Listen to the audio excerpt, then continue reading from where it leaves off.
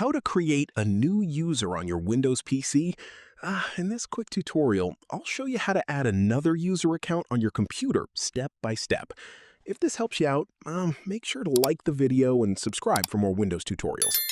First, open the Start menu on your PC. Now, search for Settings and open the Settings app. From the left-hand menu, click on Accounts. Scroll down and select Other Users. Now, click on the Add Account button. You'll now need to choose how the new user will sign in.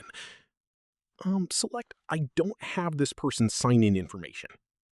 Now click on Add a user without a Microsoft account. Type the username you want to use for the new account.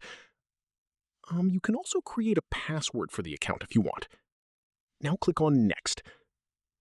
The new user account will now be created on your PC.